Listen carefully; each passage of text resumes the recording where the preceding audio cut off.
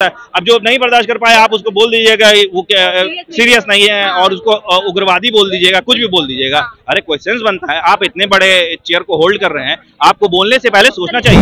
Mail भी किया है सीएम को, बीपीएससी ऑफिस को और ईओयू को, वो लड़का आने के लिए तैयार है, लेकिन बीपीएससी मैसेज का सील नहीं कर रही है। बाद उस वक्त पकड़ा जाता है और 200 लोग जो है एक ही सेंटर पे है, तो इसका मतलब कि सेटिंग जो है बीपीएससी के अंदर से हो रहा है। हम चाहते हैं कि जेब भी गर्म रहे और एग्जाम भी सफल हो जाए, तो कैसे हो सकता है?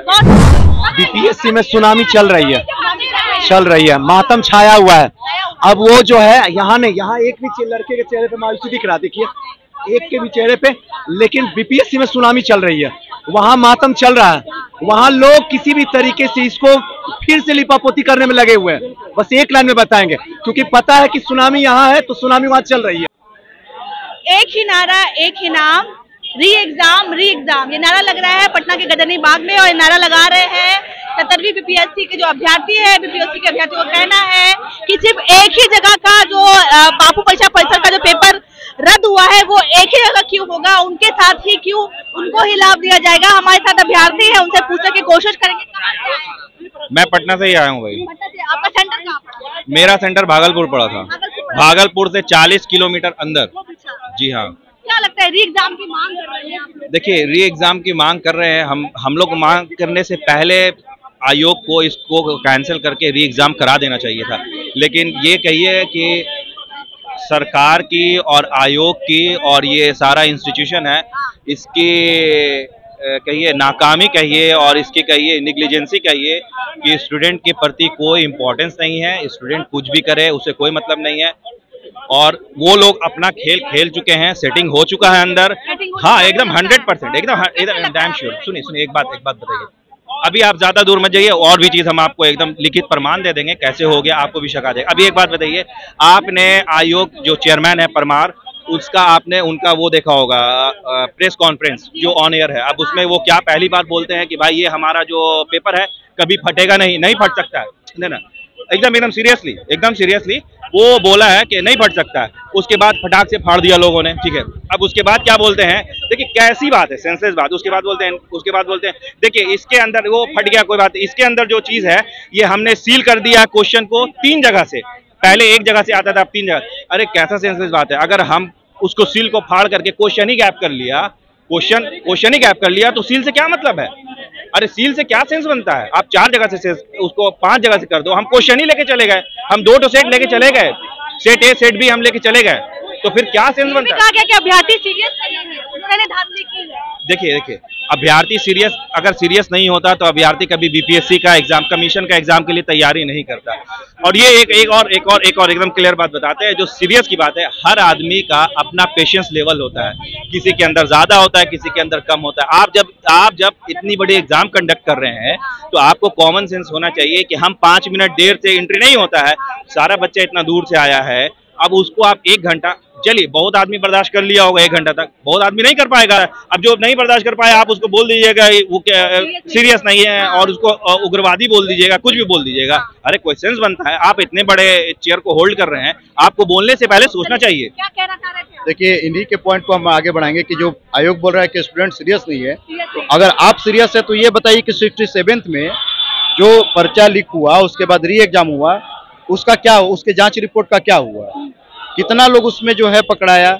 और दूसरा बात यह है कि अगर एक सेंटर, आरा का एक सेंटर है जहाँ पे 2 रूम में भर के लोग जो है सेटिंग में एग्जाम दे रहा है, ठीक है। मैं आपको बीच में रोकूंगी, बीपीएससी ने सिर्फ ये कहा है कि बापू परीक्षा परिसर में धांधली हुई है, बाकी और जगह इसका बात नहीं। एक मिनट गया सेंटर का है, वहाँ पे माइक सेंसर बोला जा रहा था। लड़का अपना एडमिट कार्ड दिया, नाम अभिनव है, मेल भी किया है सीएम को, बीपीएससी ऑफिस को और ईओयू को, वो लड़का आने के लिए तैयार है, लेकिन बीपीएससी मैसेज का सील नहीं कर रही है। तो अब इसमें देखिए प्रूफ के साथ है, तो कैसे मान लीजिए कल बाबू सरकार में हुआ है, ये पूरे बिहार में हुआ है। देखिए आपके सामने प्रूफ है, दिखाइए कैमरा वालों को। लड़का वहाँ माइक सेंसर बोला जा रहा था, हाँ ये लड़का रांची का है, इसका माइक सेंसर बोला जा रहा था, इसमें अपना एडमिट कार्ड दिया, नंबर दिया है। अब क्या प्रूफ चाहिए बीपीएससी को? इस वजह से क्या प्रूफ करता है? नहीं एक्चुअली मेरा बात सुन लीजिए, मेरा जो बात है ना वो 67 को लेकर है, इस एग्जाम को लेकर नहीं है। कि वहाँ जो धांधली हुआ, अगर धांधलेबाज उस वक्त पकड़ा जाता और 200 लोग जो है एक ही सेंटर पे है, तो इसका मतलब कि सेटिंग जो है बीपीएससी के अंदर से हो रहा है। तो आप क्या किए, आपका कितना लोग जो है उस कार्रवाई में पकड़ा गया, आप बताइएगा ना हम लोग को, कि हम लोग ऐसे ही अंधेरे में रहेंगे। अगर उस दिन पकड़ा गया रहता लोग, तो आज ये धांधली नहीं होता है। तो कहीं ना कहीं उसका रूट कॉज वहाँ छुपा हुआ है। क्या मुख्य वजह है कि बीपीएससी इतना बड़ा एग्जाम करवाने में सफल नहीं होती है? देखिए, अब इसको हम एक शब्द में बोलेंगे तो इच्छा शक्ति ही नहीं है। इच्छा शक्ति नहीं है। हम चाहते हैं कि जेब भी गर्म रहे और एग्जाम भी सफल हो जाए, तो कैसे हो सकता है? बहुत लोग कह रहे तानाशाही कर रही है बीपीएससी। देखिए, बात यह है ना कि ये लोगों अब सब कहीं ना कहीं सेटिंग हुआ है, कहीं ना कहीं हुआ है। आखिर ऐसा कैसे हो जाएगा? ये देखिए, आप बोल रहे हैं कि 911 912 जगह एग्जाम हुआ, 900 अब अभी तक आप वही रट रहे थे। 911 जगह मेरा एकदम नीट एंड क्लियर एग्जाम हुआ है, कहीं कोई शिकायत नहीं आई है। एक बच्चा भी अगर बोल दे तो आप उसको हमको बता दीजिए, कहीं भी मीडिया में नहीं है। अरे भाई, अभी तो 20 जगह मीडिया में आ गया। हम बोल रहे हैं, अगर आपको लगता है कि नहीं हुआ है धांधली, आप सारे बच्चों को बुला लीजिए। न्यायालय, कोर्ट है, सुप्रीम कोर्ट है, सब है ना भाई। आप न्यायालय में बुला कर, अगर बच्चा गलत बोल रहा है तो सबको डाल दीजिए जेल में, ठीक है? क्या नाम हुआ आपका? मेरा नाम हुसैन है। हुसैन का कहना है कि बीपीएससी मानने को तैयार नहीं है कि धांधली हुई है और एक नाकाम परीक्षा उन्होंने करवाया है। और भी लोग हैं, मतलब बता जाइएगा भैया। आप लोग कहाँ से आए? हम लोग टीचर हैं और हम लोग बीपीएससी पढ़ाते हैं। हाँ, अशोक राजपथ से आए हम लोग। बीपीएससी, आप लोग एग्जाम की बात कर रहे हैं, लगता है ये आवाज जाएगी बीपीएससी तक? बीपीएससी में सुनामी चल रही है, मातम छाया हुआ है। अब वो जो है यहाँ एक भी लड़के के चेहरे पे मायूसी दिख रहा है, देखिए एक के भी चेहरे पे।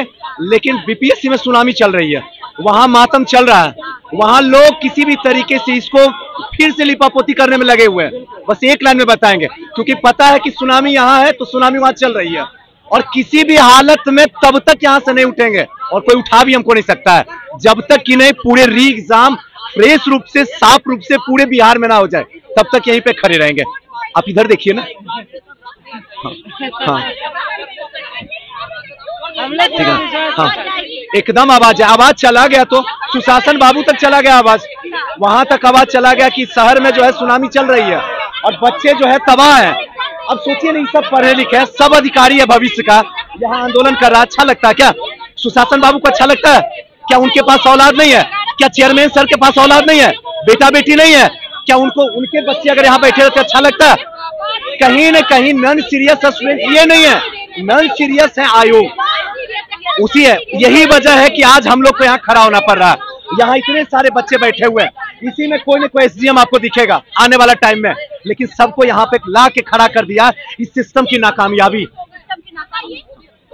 नाकामी है सर का कहना है, और अभ्यर्थी जो है हाथों में पोस्टर लिए ये कह रहे हैं कि हमें री एग्जाम से कम कुछ नहीं चाहिए, री एग्जाम तो करना ही होगा। बीपीएससी के माने कि वो एक एग्जाम, सफल एग्जाम करने में नाकाम रही है और दोषारोपण जो है वो उल्टा अभ्यर्थियों पर ही कर रही है। तानाशाही का आरोप भी बीपीएससी पे कर रहा है। अब देखना बहुत दिलचस्प हुआ कि जो विद्यार्थियों की बात है वो बीपीएससी तक और नीतीश कुमार तक पहुंचती है। आगे आपकी क्या राय है? कमेंट के जरिए हम देख रहे हैं। तब तक के लिए बहुत बहुत धन्यवाद।